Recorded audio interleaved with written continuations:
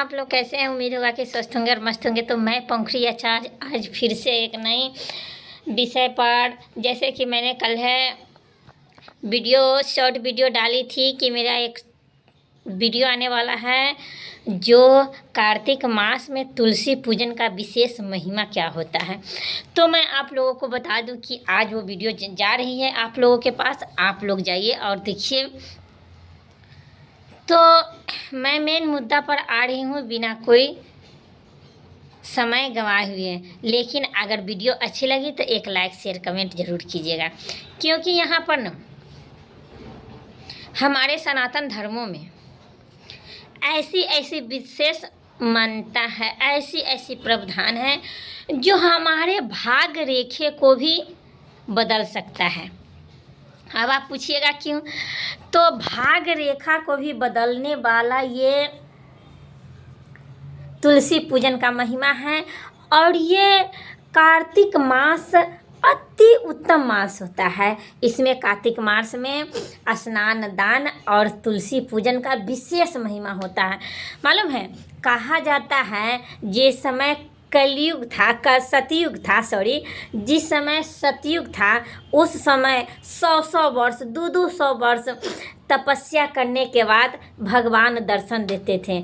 त्रेता युग में, द्वापर में, त्रेता में कुछ इस प्रकार से हुआ कि 200 वर्ष तपस्या किए और भगवान मिलने लगे।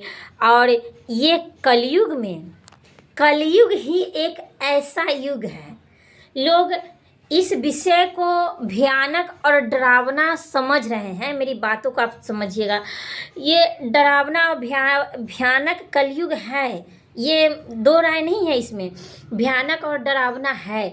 लेकिन ये कलयुग ही ऐसी युग है जिसमें भगवान बिना तपस्या के दर्शन देते हैं। आप पूछोगे क्यों?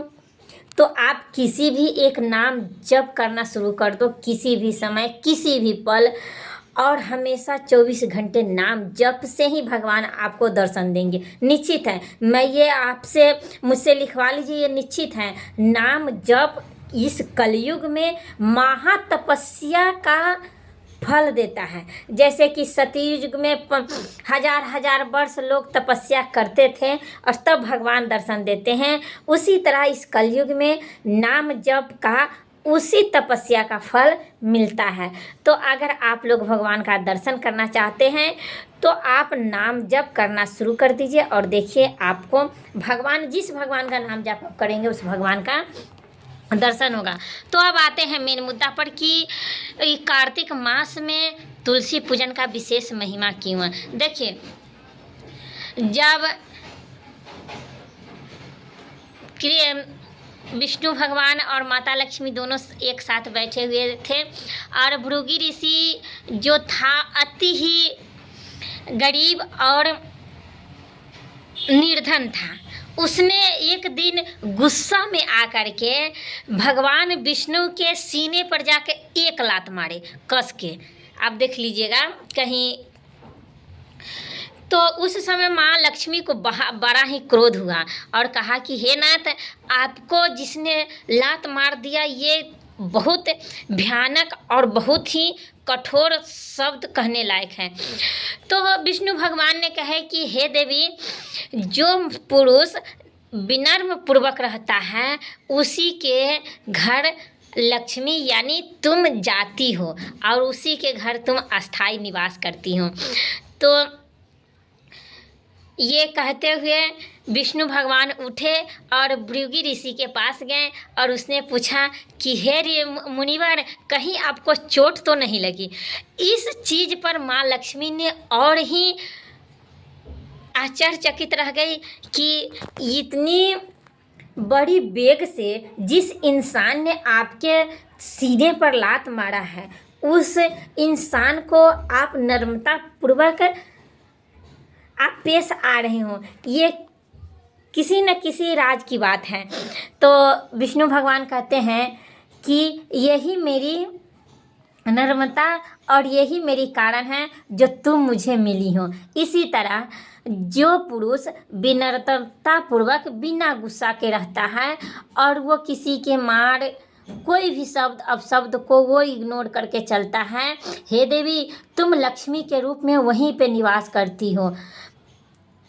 इसी तरह से जब कार्तिक मास आया तो उसने कहा कि देवी, तुमको भृगु ऋषि के पास जाना है और वहाँ पे तुलसी के रूप में तुमको जन्म लेना होगा और पृथ्वी पर तुलसी के रूप में आपको रहना है और उनकी गरीबी को दूर करना है। तो इसी के कारण जिसके घर में तुलसी रहता है, जिसके घर में तुलसी का बगीचा रहता है और तुलसी पूजन होता है, वहाँ पे माँ अस्थाई निवास करती हैं। वहाँ से होता है माँ चंचला है, वो माँ चंचला है, कहीं भी जा सकती हैं। लेकिन जिसके घर में ज़्यादा से ज़्यादा मात्रा में तुलसी रहता है, वहाँ पे माँ अस्थाई निवास करती है। उनको ये विष्णु जी का आज्ञा है और आज्ञा का पालन उनको करना है। इसी तरह से कार्तिक मास में तुलसी पूजन का विशेष महिमा है। कार्तिक मास में अगर हर रोज़ सुबह शाम तुलसी के नीचे घी का दिया जलाया जाए तो मानो कि आपकी गरीबी ऐसी टलेगी जैसे कि पैर से धूल उड़ती हो। उसी तरह कार्तिक मास में शुक्रवार के दिन, किसी भी शुक्रवार के दिन घर में तुलसी रोपण करने से माँ साक्षात घर में आती है। इसी तरह कई ऐसे प्रक्रिया हैं जो कार्तिक मास में तुलसी पूजन का विशेष महिमा बताया गया। तुलसी एक ऐसी औषधि ही नहीं है, ये हमारे जीवन का मूल आधार है। जैसे कि हम लोगों को पैसे की ज़रूरत होता है किसी चीज़ के लिए, सिर्फ माँ एक पैसे, तुलसी एक समझो कि पैसे का पेड़ है। अगर तुलसी का सेवा कर लिया तो हर दरिद्रता दूर हो जाएगी। इसी तरह कार्तिक मास में आपको तुलसी के पेड़ के नीचे बैठ करके शाम के श्री कृष्ण गोविंद हरे मुरारे हे नाथ नारायण वासुदेवा इस मंत्र का अगर जाप किया जाए तो माँ लक्ष्मी के साथ साथ विष्णु भगवान का भी आशीर्वाद मिलता है। और तुलसी के जिस तुलसी का पेड़ का आप पूजा करते हैं उस तुलसी में एक माला और एक चुनरी डालना अवश्य है, क्योंकि निर्वस्त्र किसी को नहीं रखा जा सकता है। इसीलिए तुलसी के ऊपर एक चुनरी और एक माला जरूर रखिएगा।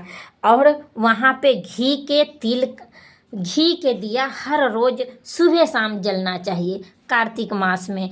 और हाँ, कार्तिक मास में तुलसी के माला से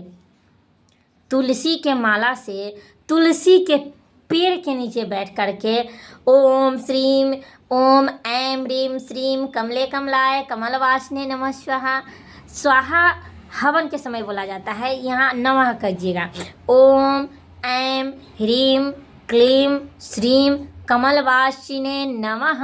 इस मंत्र का अगर आप जाप कर लिया सुबह शाम कार्तिक मास में तो समझो कि आपकी 7 पुश्तें बैठ कर खाएगी, लेकिन आपके घर में दरिद्रता कभी आ ही नहीं सकती है। और इस उपाय अगर आप कर लिए तो समझो कि आप साक्षात माँ को अपने घर में बुला लिए, क्योंकि ये बहुत ही कारगर और असरदार मंत्र है। फिर मिलूंगी अगली वीडियो में कुछ नए उपाय के साथ। तब तक दीजिए इजाज़त। जय माँ लक्ष्मी। माता लक्ष्मी मेरे हर यूट्यूब फैमिलियों को खुशियाँ प्रदान करें।